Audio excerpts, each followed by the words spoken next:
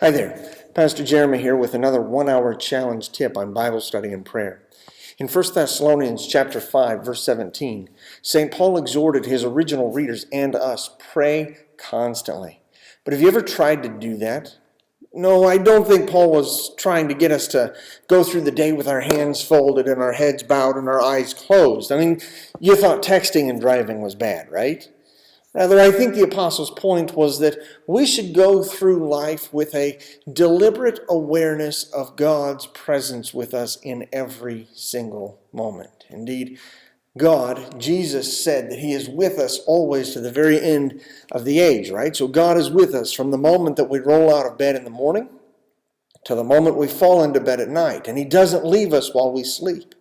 And if we really believe that that's true, then it should change the way we act and speak. I mean, suddenly Jesus is a witness to everywhere we go and everything we do.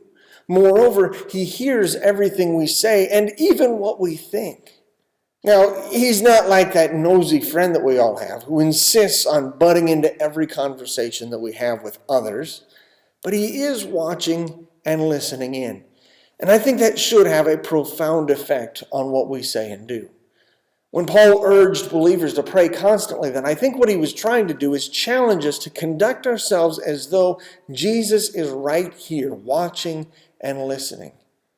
What are some things you would do or say if you knew that Jesus was watching and listening right now?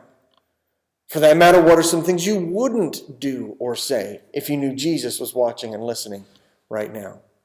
You know, one of the ways that ancient believers endeavored to remind themselves of Jesus' constant presence was a technique called the breath prayer.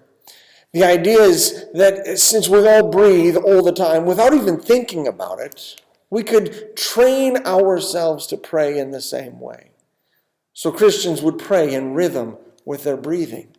Obviously, that meant that the prayer had to be short. It couldn't be very long because our breath isn't very long. So they started out with the tax collector's prayer in Luke 18, verse 13. God, have mercy on me, a sinner. Now, predictably, this was eventually shortened to simply mercy. And what an appropriate thing that was and is to pray. A prayer for mercy can be a call for forgiveness. It can be a plea for deliverance. It can be a petition for provision. Thus, a prayer for mercy was understood to be a prayer for one's greatest, most fundamental need. Take a moment right now and try a breath prayer with me. No, you don't have to stop what you're doing. You don't even have to close your eyes, really, though you certainly can if you like. But as you take a deep breath in, simply ask God for mercy. And as you release that breath, offer a note of thanks. Mercy. Thanks.